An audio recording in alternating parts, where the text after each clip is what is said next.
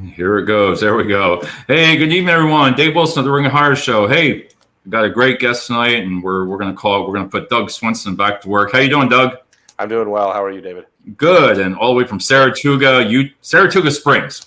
Saratoga Springs, not New York. Saratoga Springs, Utah, a little bit different. Yeah, right. And we had our discussion about Utah, but we're going to get right into it. We'll be right back after this, and right back after this. I said it twice.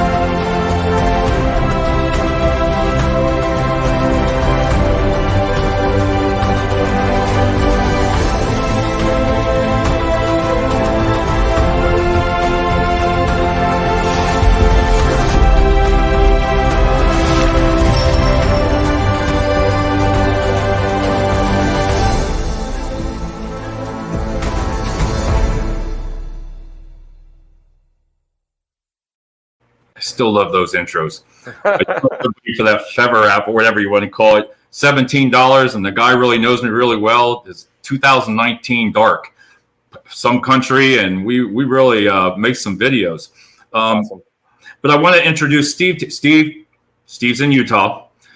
He handles a lot of companies for staffing, and I told him to make sure that he stopped in and checked it out.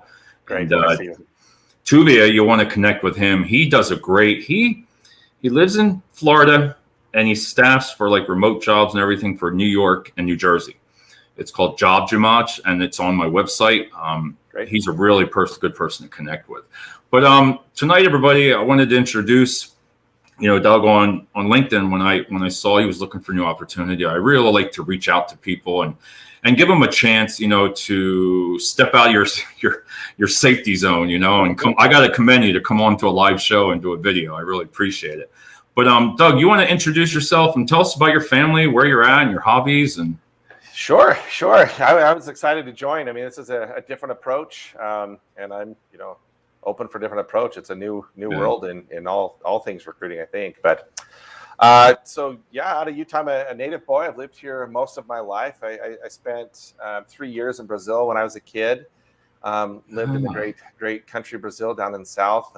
Greatest people on the earth. I just got Portuguese. I saw that on your LinkedIn. Portuguese. Portuguese. I became fluent there, and then spent 2 years in Portugal. So I've got kind of a mix of my Portuguese accents now. But yeah, my family and I, we've lived here in Saratoga Springs for about 5 years. We're a pretty active family. My favorite thing, we love to go boating. We've got several mountain lakes around us, and so go boating. And we picked up on the wake surfing, which is kind of the new rage on the lake. And man, it is an old man's dream. It's easy to get up. It doesn't hurt when you fall, and you can actually ride for a while without getting too tired. So it's a great way to go. But we have the river next to me. I've never done something like that. I don't like the river. I don't like it at all. Well, that's a little bit scarier. I mean, it's always moving. The boat, you can at least stop, right? And pick yourself up. But it's turning into winter time now, so it goes to the winter sports. We're getting all the kids all their the ski passes and snowboard passes and all that stuff for the white snow.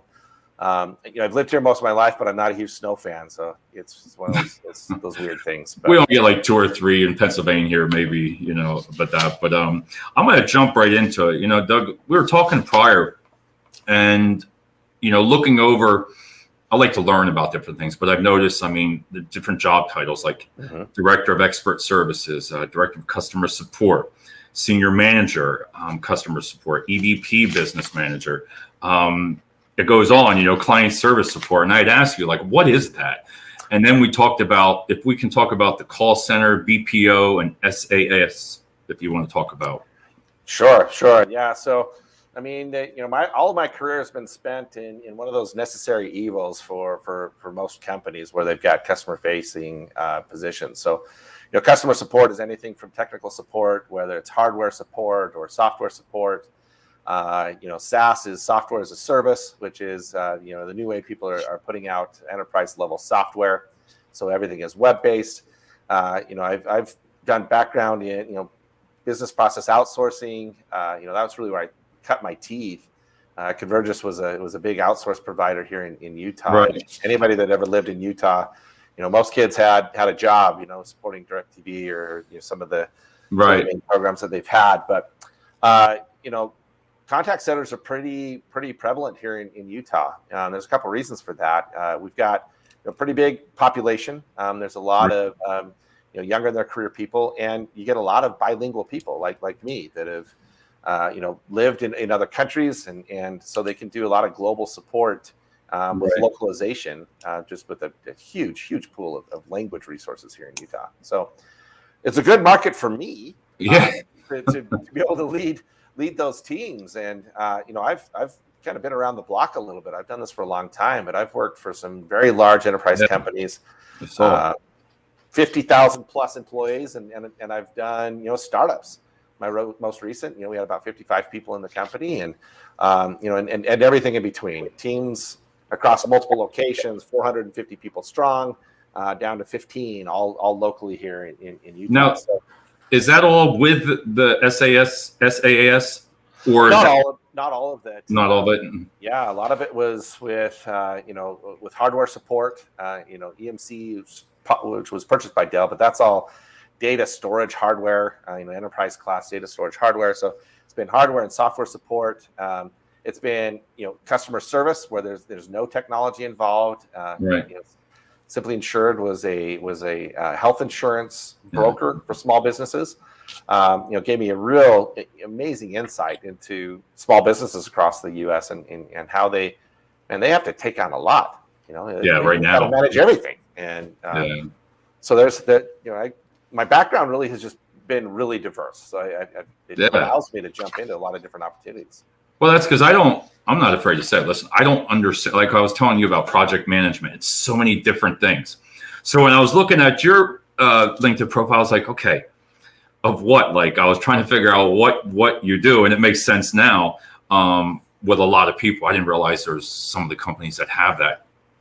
Type, and that's in Utah. I would joke with Steve. You say Utah? I mean, come on. That's been a awesome. Huge surge of technology companies that have started and grown in Utah or expanded into Utah. It's Silicon Slopes. It's a real thing. We've got our own map now with all the big companies that kind of fit into that. But again, it goes back to the hiring pool. We got very smart people that are very tech savvy, and it's certainly a lower cost market than say California or New York. So it's been really attractive for well over 10 years for companies to either open and migrate to Utah or just expand their customer facing roles into the Utah market. Well, how do you feel about? I mean, we both learned through the things to learn to keep up with today's IT and keep up with like when the everybody graduates college and the IT world, and how have you transitioned from all the years? It's always been the same, but how do you do that? I mean, it's I think the biggest thing is just recognizing who I am and what I know. These I call them kids. I don't mean that derogatory. No, same. But these kids coming out of college, man, they're sharp and they're go-getters, and obviously what they learn, they always know the latest and greatest.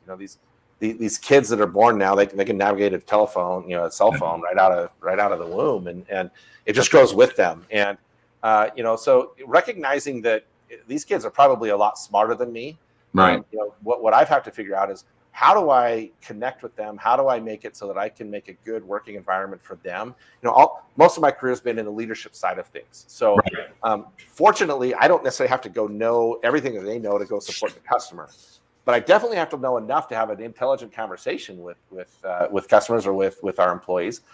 So I definitely invest a lot of time and I ask a lot of questions, and I think people learn, I know I don't know what you know, but I'm Right. here to learn and have you teach me. So, I'm not afraid to be that old dog learning new tricks.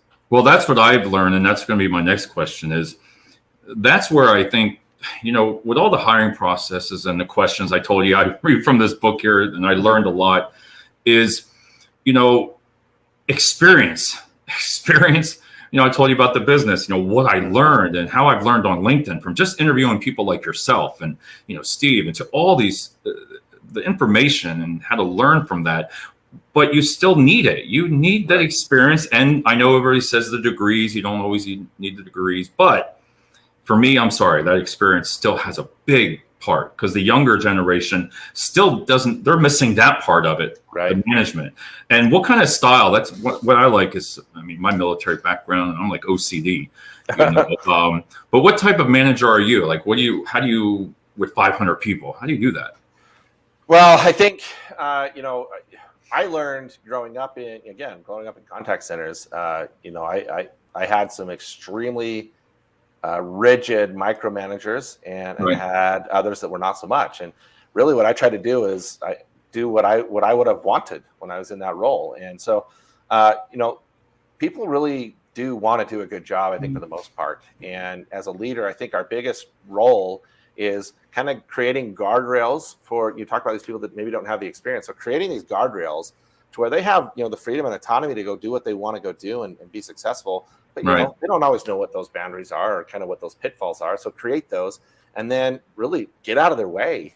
So I work very hard to build a strong relationship with them. I want to be their mentor. I want to provide feedback. I want to give them good direction, and I want to help their career grow. Right. And I think that's what people learn with me fairly quickly is that, my role as a manager is to make sure that the business is running, and I will do that. But as a leader, my role is to help develop them in the workplace. And that's the part I like so much better. And when you spend a lot of your time doing that and really connecting with them on that level, the management side kind of falls into place. For the most part, they go and they go do their job, and they want to do well for you because they know you're working hard to help them advance in their career. So that's really what I try to do is, set those expectations, make sure they're aware of what the role is and what they need to do. But to really let them set their path, and I'll just be a little bit of a guide. And that makes sense. Steve, hey Steve, where do you live in Utah? I know I always joke with him. I always say he lives out in the cow fields, but I know he's gonna chime back in where he lives. I literally do. My backyard neighbors have probably about 20 cows right now that are keeping us up at night because they're mooing all night. But so he's not. I always tease him and joke around with him. There's a lot of that in Utah. Sure. When you said about the management, it's correct because when we were talking, you say the right words and you're not just trying to say that, make it up. But we talked about training the person to actually know your job, because when I always believe in logistics, your team leaders, your supervisor, if I ever left for 2 or 3 weeks, that person could step right in. Right. And I don't know whether or not if people don't like that, I'm always for it because when I left, then I know that everybody's gotten that position, that they worked hard. Right. Well, I think maybe some of the lesser experienced leaders, I think they get, they get nervous, right? Do I have job security? If I'm teaching my team how to do my job, where does that put me? But I've learned over the years that, that puts you in a fantastic position. Yeah. If your team can operate without you, I think you've done your job, right? Yeah. And then it creates additional opportunity because now you don't necessarily have to spend all of your time focusing on that. You can take on different projects. You can go, bring your pet project to the forefront, go partner with other departments and start spending some time, adding different value to the company because the business, the part that you're responsible for, it's running. And at the same time, like I mentioned, your future leaders are there. I don't want to work the rest of my life. Right. And I certainly want to leave, it's kind of like Boy Scout camping. I want to leave the company better than when I started. So building those people up to take on those roles, it creates more opportunity for me. And, it's going to allow me to retire someday. I know. Hopefully. No, you say it perfect. And just the way I feel, the same way. Steve said he's in, what the heck is that? Ogden, Utah. All right. So is that far from you? It's not too far. I mean, No. driving wise, it'd be about an hour. But, Oh, that's not bad. I wanted to ask you, what would make you stand out among peers? Well, I think it goes back to, again, my background. So, you talked about, experience. I've got a lot of experience in different industries. Yeah. Every new job I've gotten has been in a new industry I didn't know anything about. And customer support, the philosophy of it is all the same, but the implementation of it is going to be vastly different based on the customer base and the type of product and how people are using the product. And so I've got I think, a unique view, large enterprise operations to small startup and everything in between. So, I can join a company and kind of identify where they are kind of in that spectrum and be able to jump in from there and know, these large enterprises, they're running as well-oiled machines, and that's what everybody wants to get to. Well, I know what that vision looks like, and I can help build those strategies to get us from where we are here to that kind of end game. To the end game. But get them to that well-oiled machine. And I've done that in so many different environments. One of the things I often say is I don't like to templatize, meaning I'm not going to come in and say, here's everything, and I'm going to place it right on top of the business and say, we're going to run it exactly this way. Right. That won't work. But what I can do is come in and say, I've got a lot of best practices and a lot of different things that I've tried in different iterations. So I've got a pretty big toolbox that we can go dig in and say, hey, this worked here. Let's go try this. And if it doesn't work exactly, fine, tweak it, right? We can tweak it all we want. That makes sense. We have William, if you're looking for anyone to fill an enterprise sales role, Doug, please connect with me. I'm looking to fulfill a role like that. Enjoy watching you and Dave talk. So this is what it's about. And and I like people that just join in like that.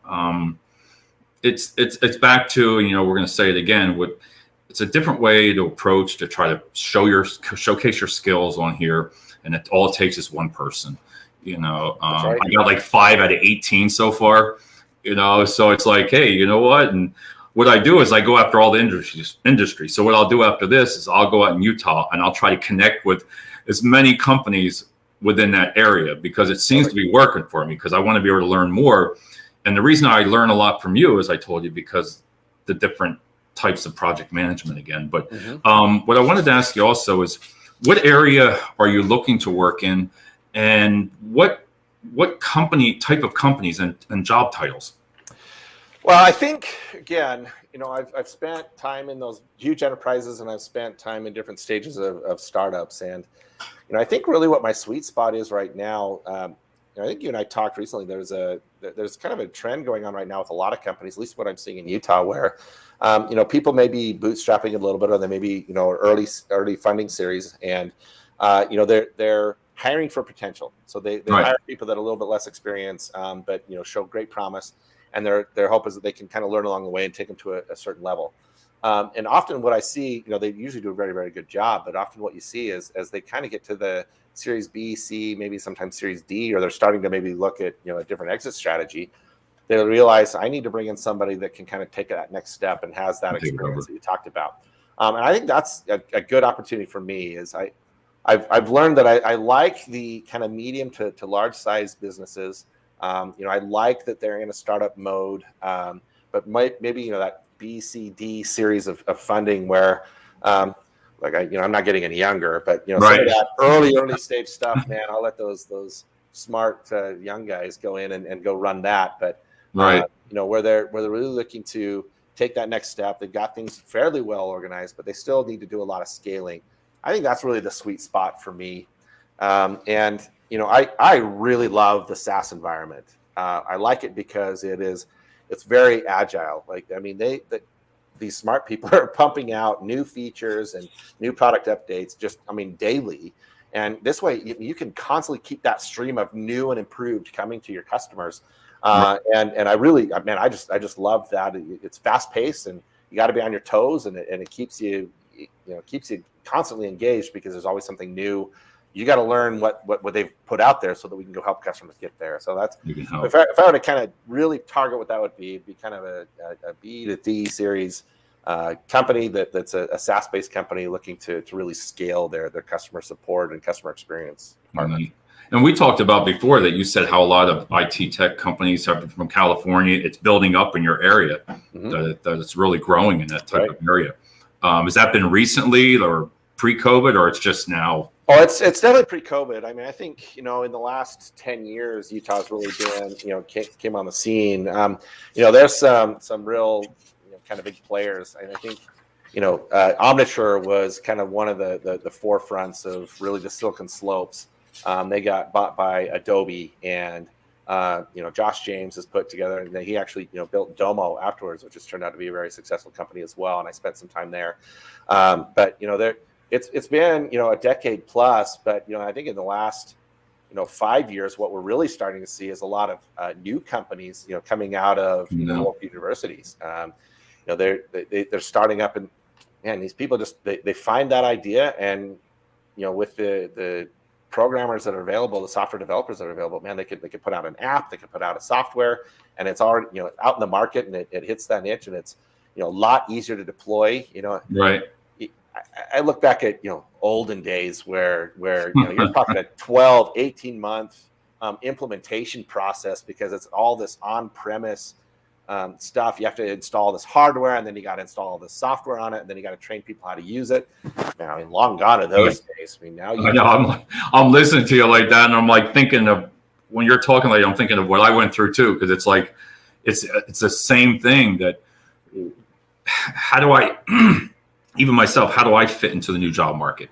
And and some of the questions, like from where you started out to where you're at now.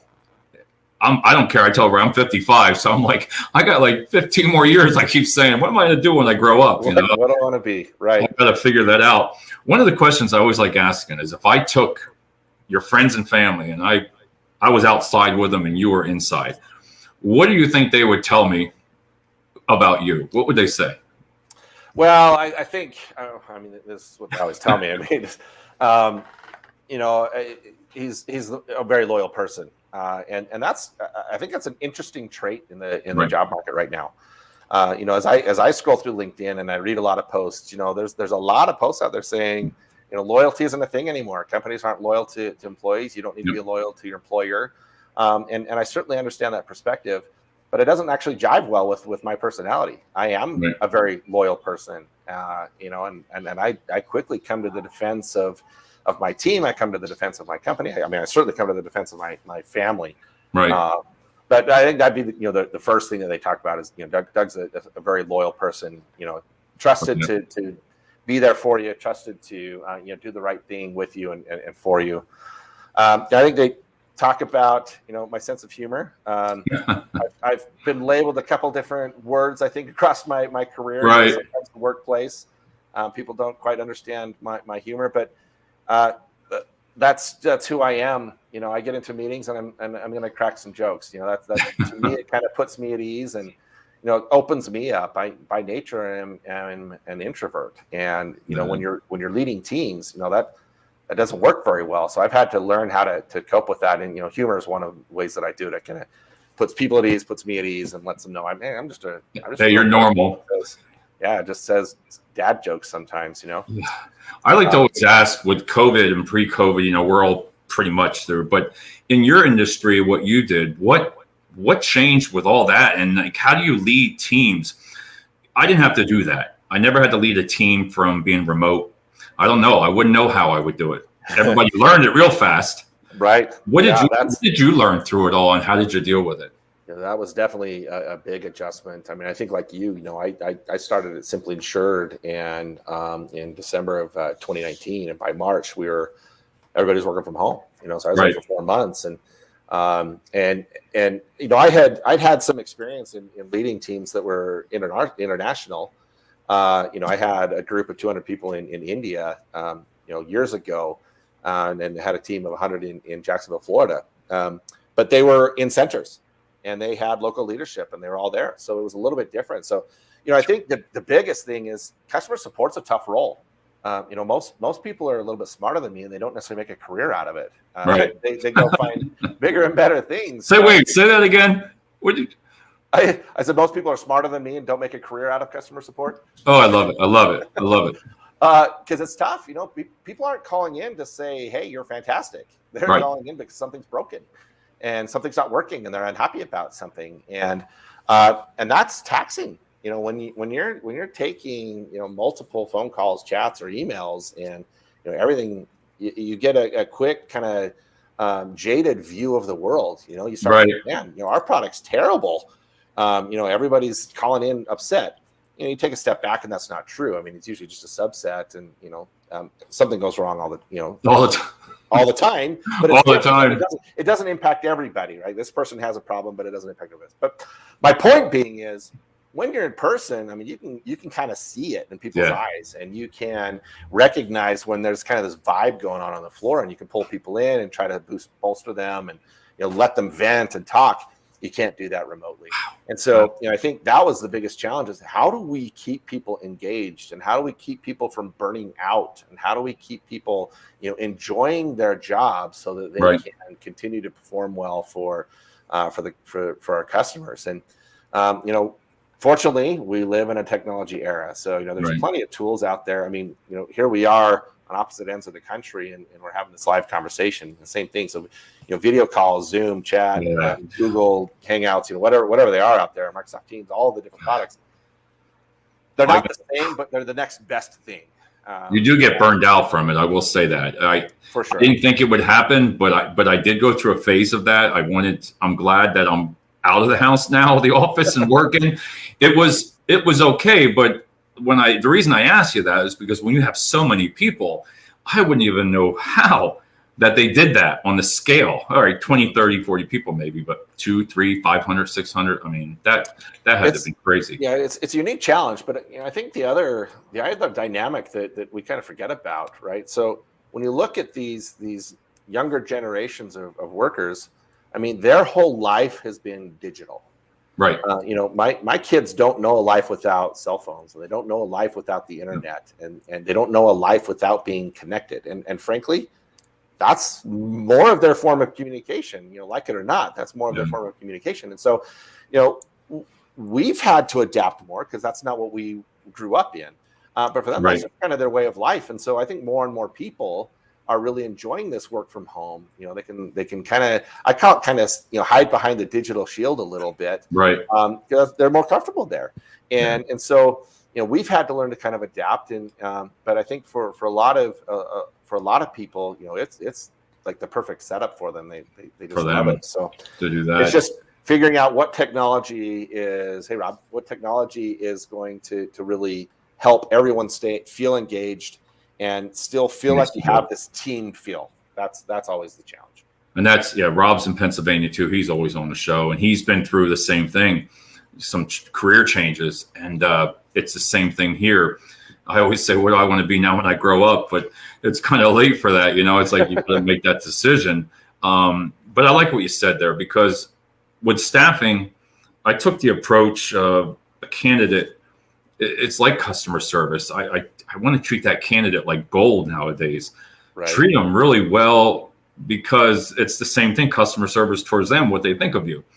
And listen, I always tell people I don't know everything, but I always ask, and I'm very polite. I tell the truth, if that makes sense. I've learned to say something. If something's not right, I'll voice my opinion. But if at the end of the day, if I'm told to do something, I do it. Mm-hmm. And that's just the way it is. Steve, this guy is sharp. Steve, Utah, right? He's saying Utah. He'll say that all the time. I had like 2 more questions I want to ask you. Okay. And I like how you answered it. Is we talked about, and I love this book here, and it says, let me switch roles with you before we begin. When you hire people at your own company, what do you generally look for in terms of their background and experiences and overall style? I like that question. It's a great question. And, I think, as we talked, I think there's a real art to recruiting and hiring. Yeah. And I think that it is often an overlooked aspect to success on your team. I think it all starts there. And, I think, I used to be this way, right? Like yep. you got a book there. It's got 96 questions you can ask, and you can go to Google search and find 100 different questions on specific things that you're looking for. But I think you got to step back even further from that. And you've got to do some real preparation on one, do you have your job defined? Does your job description really actually target what you're looking for? And I think it's more than, specific bullets of can you, do you know Java and do you know Python, for software developers? I think there's more to it than that. It's what are the attributes? And we didn't talk about this, but early in my career, one of the things I really learned from Jack Welch, former CEO for GE. I read that on my honeymoon. Did you? Okay. So, yeah, I was in Aruba and I bought that one. It was an awesome book. It was a yellow book cover. I remember that one. Right. And so you'll know, he's got his philosophy around hiring people. You've got two scales. You got the technical or functional skill, the actual job duties, that scale. Then you've got interpersonal skills. And the long and short of it is, obviously somebody that's high on both, you hire. Somebody that's low on both, those aren't going to be the ones you want to keep. But what do you do when you've got somebody that's super high on interpersonal skills, but maybe really low on the technical and functional skills, or super high on the technical functional skills, but low on interpersonal? Well, his whole approach is I'll take the guy that's high, or the person that's high on interpersonal skills all day long, because you can teach the technical and functional. So wrapping this all together, I'm going to be looking for someone that has the ability to communicate with people, and that can do it in this digital world. You and I right now, we've got body expressions and facial expressions that we kind of react to, but when you're on a phone or you're on a chat or an email, man, none of that exists, right? No. So how well can they communicate, and how well can they actually empathize with a person? And so those are specific attributes that you're looking for: empathy and communication. And so when you're building your job description, what are those key attributes? And then what are the questions that are going to give you a quick snapshot on whether they understand that attribute and can perform that attribute or not? And that's what I think where the art comes in a little bit. And when you do that, I think you no longer have to do, the 2-month, 10 interview process that's just really painful for a candidate. You're very specific for those attributes, and your questions really give you that answer. And it's those questions of, tell me about a time when, or, define this for me, and how do you demonstrate those kinds of things? Then you start to really see, what do they really believe in? What are their real values?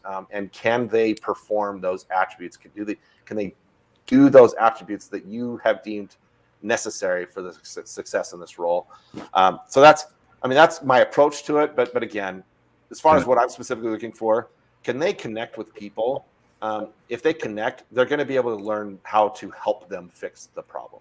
And that's what I was telling you about about the book, and everybody says, well, why would you buy a book like that? I never really listen. I don't know your background as much, and I don't know IT.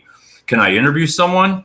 If you really read, and like you said, it's not just about the question; it's how they answer it. And listen, I got my notes in here, man. I got them all, because I learn, like you said, from body language, and the more they talk, but again, define, not just a basic question like, what are your weaknesses? Now, they say it's a good question, but to me, listen, that's just my opinion. I don't really like to say what I'm not good at, or I don't know how to answer that in some ways, because like, what do you want? What do you want me to say? My weakness? Well, I'll tell you. Funny. All right, there we go. I had an interview today, and that question came up, and I gave my answer. And she says, I've been interviewing for 10 years, and that's probably the best answer to that question that I've ever gotten. I got it here now. All right. Well, I think it's less so much what my weakness was. I think it was more that I was willing to be honest, right? So really what it is in high school, I had a very good memory. I never had to take notes. I really didn't. And I was able to get very good grades. That was fantastic in high school because it was really easy. It was terrible for me in the job world because now I don't have a strong skill at note taking and documenting, and that's critical. When you're talking about process improvement or continuous improvement or some of these other buzzwords, right? But being able to keep notes on a meeting or take notes and compile information, that's not a great skill of mine, and so I have to be extremely conscientious about it, and I have to force myself to do it. And at the same time, I have to make sure I'm surrounding myself with people that are very good at that, because when I slip up or I don't do it or I do it poorly, I've got somebody there that's going to be able to kind of be stronger where I'm not so strong. So that was my answer. Well, And and you got to get a copy of this because everything that you just said, it's almost basically right here to answer that question, and gives you, how to get the most mileage out of the question. Perfect. And it was really good. I got one more here, and then we're going to talk about what you're looking for again. Okay. Here, I like this one. Walk me through your progression in your career leading up to how you landed in your current role or at your present company. Okay. We'll say previous because my present is I'm at home. But I know. Well, so I hit a crossroads in my life back in 1999, and I won't bore everybody with the details, but I started everything over. Personal life and professional life, I started over, and I found it was I found an $8.50 job where I was a bilingual customer service agent. And this was again, it was in the outsourced company. It was a Convergys. Like most other youth in Utah, I got a job there because I could get hired, and right. And I excelled, and I did a really, really good job, and I found that I could communicate well with customers, and I was really good at de-escalating their situation and getting them to a point where they could talk to me, and to the point that my boss at the time, he said, "Hey, I'm gonna move into this other role. Have you had any thoughts or any interest in becoming a supervisor?" Now, at the time, I was working 2 jobs, and I'm like, my original question is, well, what does it pay? Right. Yeah. And he told me, and I'm like, yeah, I'm interested. So I made kind of that rookie mistake then, but I took the role, and boy, did I mess up. Boy, I messed up right and left, and I made some team members mad, and I made probably every rookie mistake that exists in leadership, right, especially in the call center world. But I think really, in every role that I've taken, I've made mistakes. In every role that I've taken, I've had to learn. And again, being transparent, being willing to recognize that I'm not perfect and I don't know everything, right, and I've got really good people around me that can help teach me.